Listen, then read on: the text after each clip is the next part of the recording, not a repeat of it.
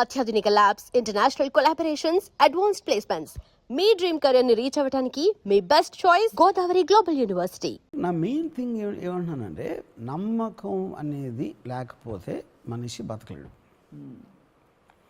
Then ఇప్పుడు for example I always believe Muslims belief is much more stronger than Hindus. దానికి కారణం ఏంటంటే Idol లేదు అక్కడ. మనం ఏంటి 3 కోట్ల దేవుళ్ళు ఉంటారు, వినాయకుళ్ళే 100 మంది ఉంటారు, 100 టైప్స్ ఉంటాయి. ఇంకో దేవత ఏదో ఇన్ని టైప్స్ ఉంటాయి. యాదగిరి నరసింహస్వామి, తిరుపతి, ఇది అది. ఇంత మీరు డైవర్షన్ అయినప్పుడు ఒక ఎక్స్ట్రీమ్లీ ఫోకస్డ్ బిలీఫ్ ఉండడం అనేది చాలా కష్టం. అవును, you know. Whereas in Islam, because మీకు తెలీదు, ఒక అన్నోన్ ఎంటిటీ, ఇన్విజిబుల్ ఎంటిటీ. అంటే ఇప్పుడు మీరు సినిమాలో, పాత సినిమాల్లో విలన్ కనిపించకుండా ఒకటి వాయిస్ వస్తూ ఉంటుంది చూడండి, అది అంటే మన ఇమాజినేషన్లో పెరుగుతూ ఉంటుంది. అది ఒక డెఫినెట్ విజువల్ ఉంటే అది రాదు, you know. So I'm talking release only one aspect. అలా ఒక పొలిటికల్ పార్టీ ఉంటుంది, లేకపోతే ఒక పార్టీ లీడర్ ఉంటాడు. హిట్లర్ ఉంటాడు ఫర్ ఎగ్జాంపుల్. హిట్లర్ జర్మనీని వరల్డ్లో #1 కంట్రీ చేస్తాడు అని జర్మన్స్ నమ్మారు. ఎందుకు నమ్మారు? అతను చెప్పిన మాటల్లో ఉన్న ఒక ఇంటెన్సిటీ కానీ, ఒక లాజిక్ కానీ, ఏదో కానీ అది నమ్మారు. And they gave him the mandate to do anything for them. అది ఎప్పుడు రాంగ్ అయింది? సెకండ్ వరల్డ్ వార్ రిజల్ట్ వచ్చాక తెలిసింది. అవును. అప్పుడు మనం అనుకుంటాం అందరు పిచ్చినా కూడా హిట్లర్ నమ్మేసి ఓట్లు వేస్తారు, ఆడికి నాజీ పార్టీ ఇచ్చారు. అప్పుడు ఆల్మోస్ట్ వాళ్ళు కూడా మూఢనమ్మకాల కేటగిరీ వస్తారు ఆ పర్టికులర్ టైంలో, because of the mayhem which happen, you know. So ఈ మూఢనమ్మకం అనేది ఇప్పుడు నేను మా మదర్ సిస్టర్ దగ్గర అంత కలవలేదు అనుకోండి సపోజ్, నాకు డెఫినెట్గా మదర్ సిస్టర్ మూఢనమ్మకాలు ఉన్నవాళ్ళు నాకు అనిపిస్తుంది. ఎందుకంటే నేను నమ్మటానికి ఇష్టపడలేదు కాబట్టి. ఇప్పుడు ఎవరో చిన్న ఫెయిర్ ఇనఫ్ అంటే అంటే జస్ట్ నేను డిగ్రీ చెప్తున్నాను. అంటే మూఢనమ్మకం అంటే డెఫినెట్గా ఎవరు చచ్చిపోవాలి, చావాలి అనేది కాదు. అబ్సల్యూట్ జీరో బేసిస్ ఉండకుండా, అంటే ఇప్పుడు వాళ్ళకి ఏం అవ్వలేదు, నమ్మినా నమ్మకపోయినా వాళ్ళకి పోయేది ఏం లేదు ఆ పర్టికులర్ టైంలో. బట్ దట్స్ అగైన్ డిగ్రీ అంటున్నా, ఎక్స్ట్రీమ్ డిగ్రీలో it will be in this. మీరే 2 కేటగిరీలు ఇచ్చారు. సూడో సైంటిఫిక్ విచ్ ఇస్ మూఢనమ్మకం, supernatural which cannot be explained. Pseudo science ఏంటంటే, ఇప్పుడు ఫర్ ఎగ్జాంపుల్ పసుపు పెడతారు మన గడపలకి. పసుపు పెడితే ఏదో మంచి జరుగుతుంది అంటే అప్పుడు ఏమంటారు వాళ్ళు, లేదు సైన్స్లో ఇది ఉంది, పసుపులో ఇది ఉంది అని చెప్తారు. కానీ అది అర్థమై పెట్టట్లే. మీరు మీ చిన్నప్పుడు మీ తాతయ్యో అమ్మమ్మ చెప్పారు, తర్వాత మీ అమ్మ నాన్న చెప్పారు అని ఒక బ్లైండ్గా మీరు ఫాలో అవుతా చేస్తారు. కానీ పసుపు పెడితే శుభకార్యం జరుగుతుంది అన్న నమ్మకంతో మీరు చేస్తారు. కానీ పసుపులో ఇది ఉంది కాబట్టి అప్పుడు ఏమంటాం, పసుపు తీసేసి అది యాక్చువల్గా ఒక బాటిల్ వచ్చింది అనుకోండి, ఒక మెడిసిన్ లాగా, పసుపు బదులు అది పెట్టమని ఎవరు పెడతారు చూస్తాను. See, that has an aspect, there's a decoratory aspect, there is something, always people try to give multiple things for you to believe in something. Ippudu okati rendu undavu, always there will be multiple factors to influence you. These extreme degrees lo all moodanamakalu might not result in death. ఈ belief system lo most unbelievable things will start slowly going into the moodanamakalu category.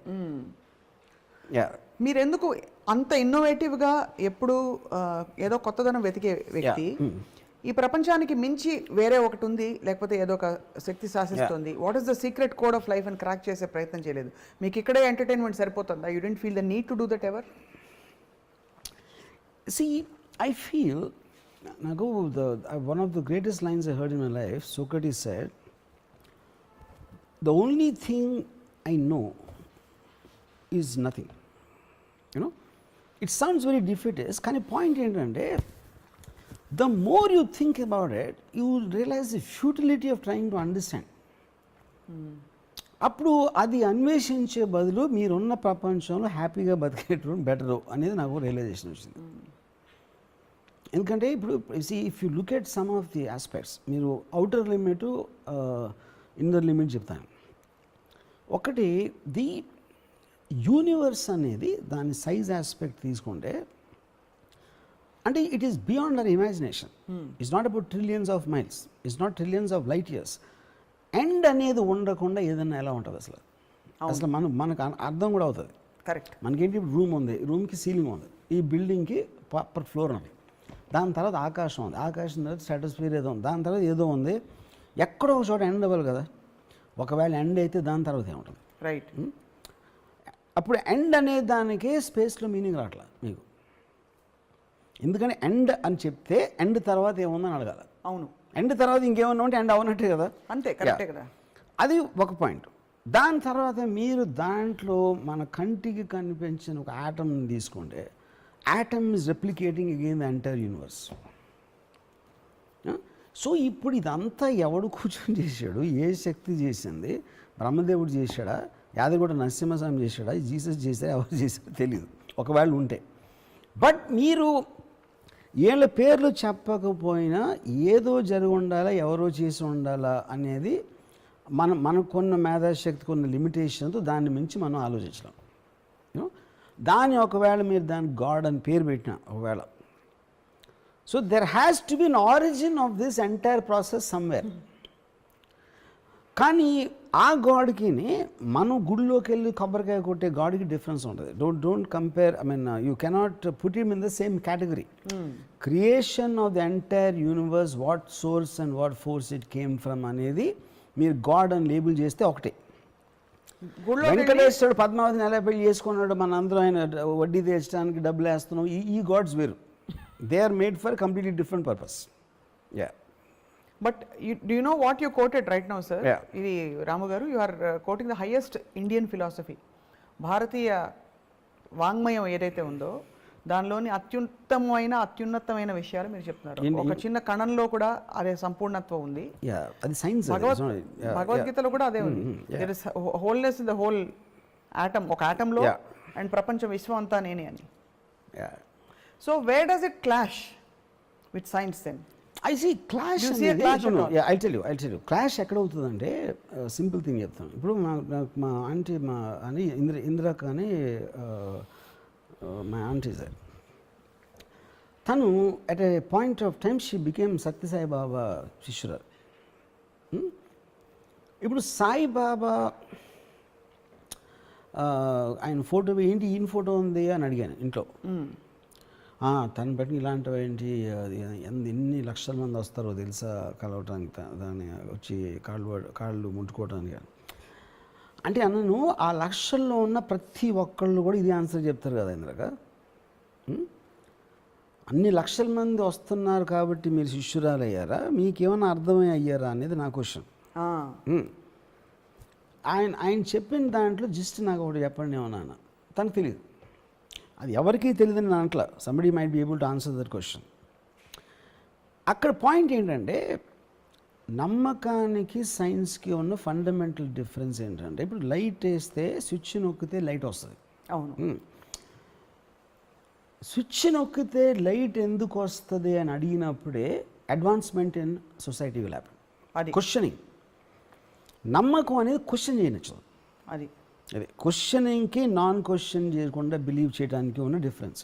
Science is about only questioning. But అవి రెండు mutually complimenting కదా. నమ్మకం అంటే కాదు. నమ్మకం అనేది నేను చెప్తున్నా ఇందాక, ఫర్ ఎగ్జాంపుల్ లైట్ వేస్తే స్విచ్ అన్నారు మీరు. లైట్ వేస్తే స్విచ్ వస్తుందని లేచి వెళ్ళి వేయడం అన్నది అన్కాన్షియస్గా, అది నమ్మకం. అది స్విచ్ వేస్తే ఎలా వస్తుంది అన్నది science. Maybe that okay, forget light.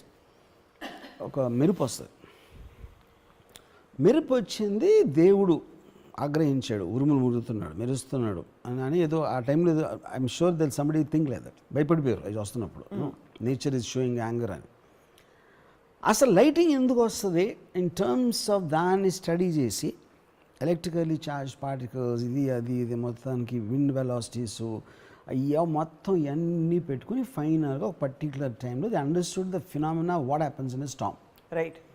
Okay, దానికి కౌంటర్గా దాన్ని ఎలా యూజ్ చేయాలి, ఎలా ఆపొచ్చు, ఎలా వార్నింగ్ ఇవ్వచ్చు, ఇలాంటి రకరకాల ఈ గ్యాడ్జెట్స్ వస్తాయి, ఇవి వస్తాయి. So I'm giving an example of the man of a mind who constantly questions a belief system. Majority ఏమో బిలీఫ్ సిస్టంలో ఉండిపోతారు. అది అందుకే వాళ్ళ కంఫర్ట్ లెవెల్, వాళ్ళ మిగతా లైఫ్ వాళ్ళు చూసుకుంటూ ఉంటారు.